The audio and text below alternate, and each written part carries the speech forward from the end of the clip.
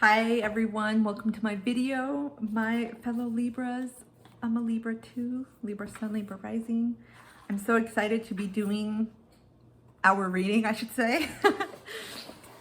I'm currently clearing. This incense is dying, so I'm kind of happy, but I'm gonna have to start a new one to clear the rest of the energy.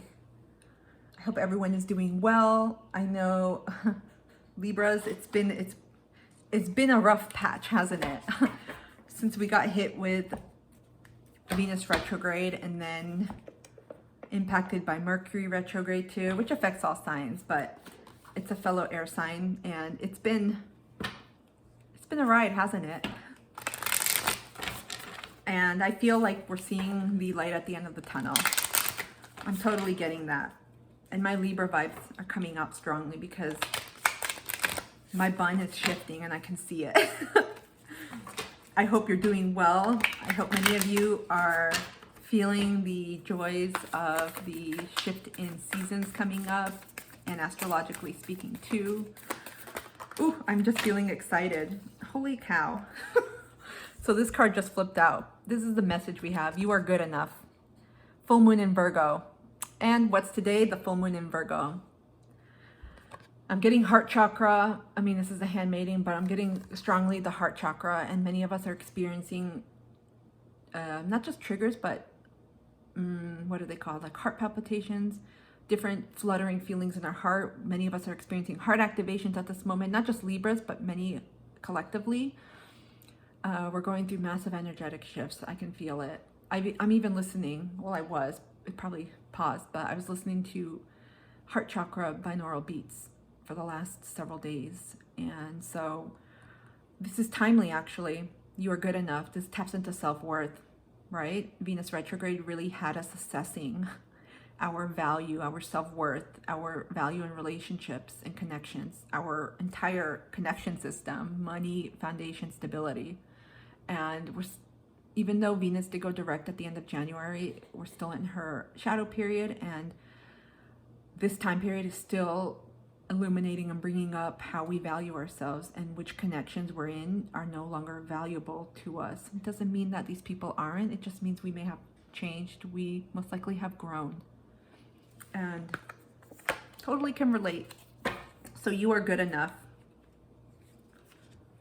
You know what? Let's read into it. I don't always read into all of them. Sometimes I get a nudge, and this one I felt. So full moon in Virgo. It's time to really be honest with yourself and understand what's led you to ask your question. Have you been humble to the point of being self-effacing? Humility is good, but it can go too far, and drawing this card suggests you may be underrating yourself. You don't have to be flash, just quietly certain that you are good enough. At the other end of the scale, you also need to honestly answer this question. Have you been too picky? The full moon in Virgo card needs some truthful answers. Once you give them, it should be easier to see how you got where you are. Your next step should be more obvious to you then. Pay attention to the details. Hard work brings results. Attune to the moon. Find a balance between the cosmic and the mundane in your daily life. Really tapping into Piscean and Libran energy, right? We're always looking for balance. Worrying too much will attract more things to worry about. Have you been overly critical? An apology may be in order. Stop second guessing yourself. Raise your karma by doing something good for someone else. This time period, it's calling you to declutter. So really, I'm getting strongly people, not just declutter your home and those types of things, possessions and whatnot, but declutter people, those who take your energy especially. Get truthful. And this is the hard part, because for many Libras, conflict is a no-no, right? You avoid talking, and one of the shadow aspects of Libra is people-pleasing, and to an extent codependency and enmeshment. And so it's easy to relinquish your own power to others and stay quiet and not really express how you feel. It's calling you. It's time, guys and gals. It's time. Remember your worth. Really think about how you see yourself, how you value yourself, because not everyone deserves your energy, your time, or your space. Moonology, manifestation card. I don't know why I just said it that way. That's what I'm picking right now. I just feel like there's so many cards that want to pop out here.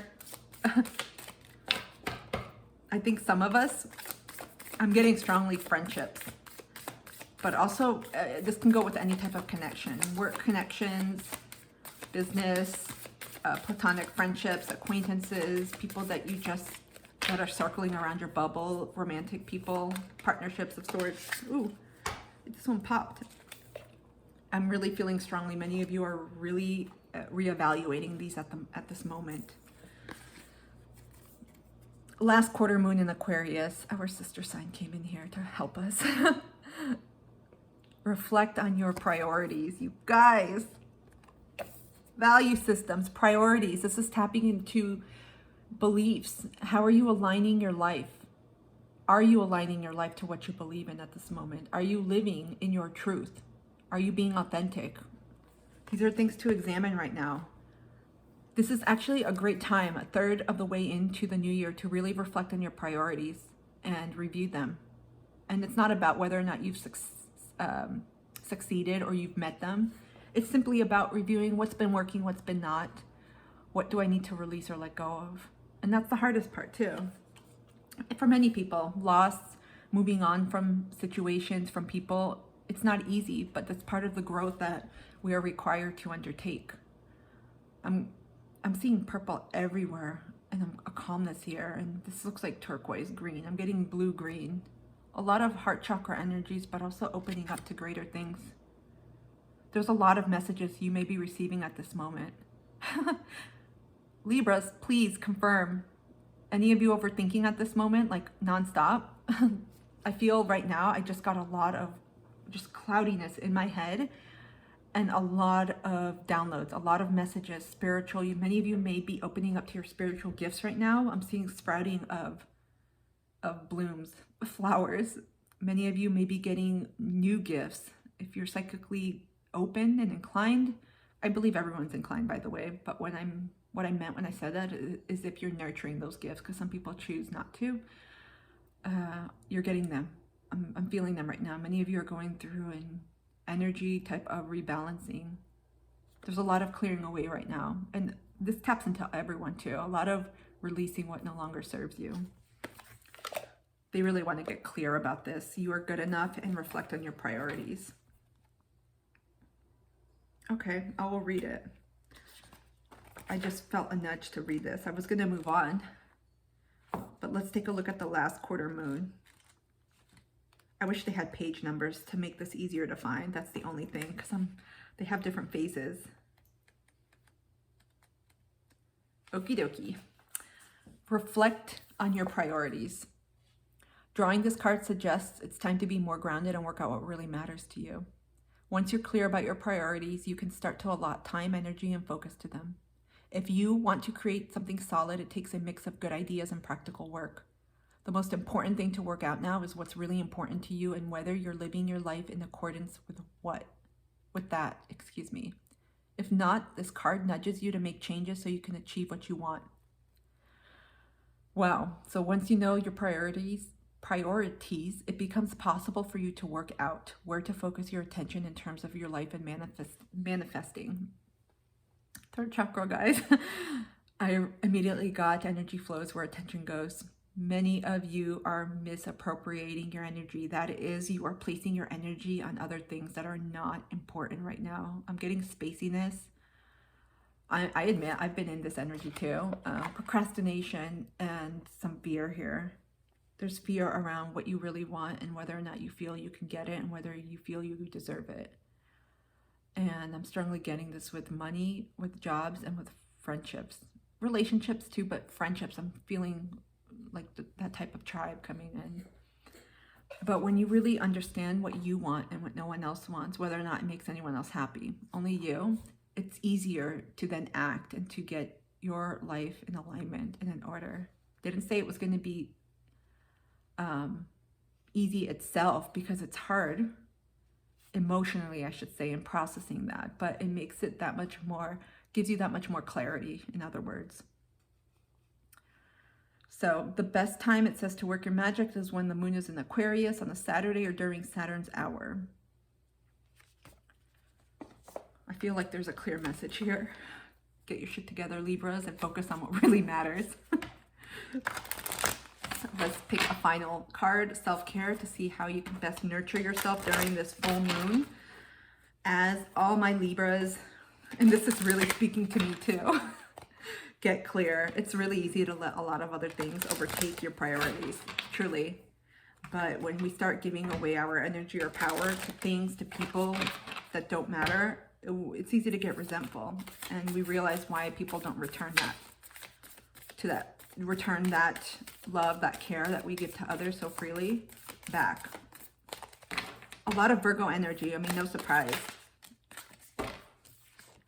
Connect with your ancestors. I have been doing this nonstop, especially in the last week.